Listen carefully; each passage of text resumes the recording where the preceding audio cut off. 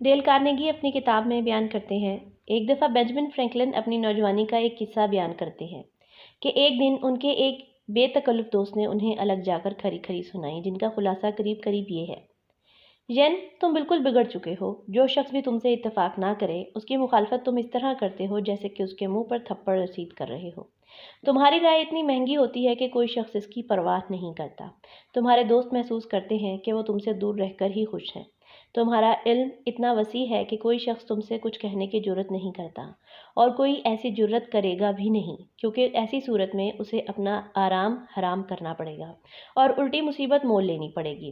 تم جو اس طرح لوگوں سے بحث و تکرار کرتے رہے اور دوسروں پر ذرا بھی توجہ دینے کے روادار نہ ہوئے، تو جو تھوڑا بہت علم تمہیں حاصل ہے اس میں ذرہ برابر کا اضافہ نہ ہوگا۔ تم نیم حکیم بن کر رہ جاؤ گے۔ بینجامن فرینکلن کی سب سے بڑی خوبی جس کا مجھے علم ہے، ان کی وہ صفت ہے جس کی بدولت انہوں نے مندرجہ بالا سخت الفاظ کو نرمی سے سنا۔ انہوں نے اپنے دوست کی اس سرزنش کو سچ جان کر اپنی بڑائی اور عقل مندی کا ثبوت دیا۔ انہیں یہ احساس ہو گیا کہ انہوں نے اگر اپنا رویہ تبدیل نہ کیا تو انہیں ناکامی اور مرتبے کی گراوٹ کا منہ دیکھنا پڑے گا۔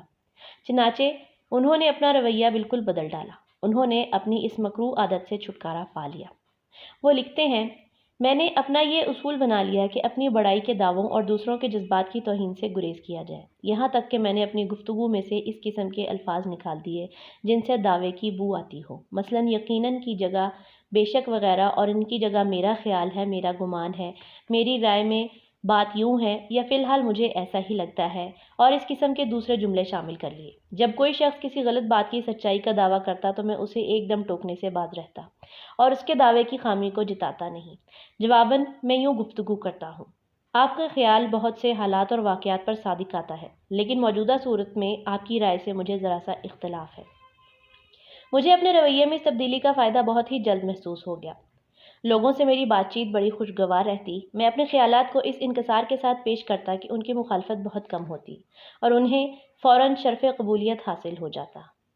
جب کبھی میں غلطی پر ہوتا تو مجھے بہت کم ندامت محسوس ہوتی، اور جب میں راستی پر ہوتا تو میں دوسروں کو آسانی سے اپنی غلطیاں ترک کرنے پر رضامند کر لیتا، اور وہ بہت جلد میرے ہم خیال ہو جاتے۔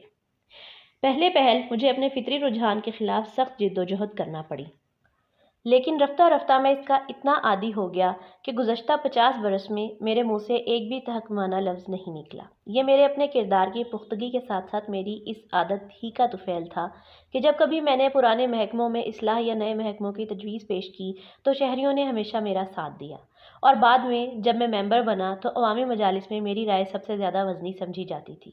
اور اگرچہ میں اچھا مقرر نہ تھا، فصیح تقریر کبھی نہ کر سکتا تھا، الفاظ کا انتخاب بڑی مشکل سے کرتا تھا، اٹک اٹک کر بولا کرتا تھا، میری زبان شاید ہی کبھی ٹھیک ہوتی تھی، پھر بھی میں ہر تجویز کو منوا لیتا تھا۔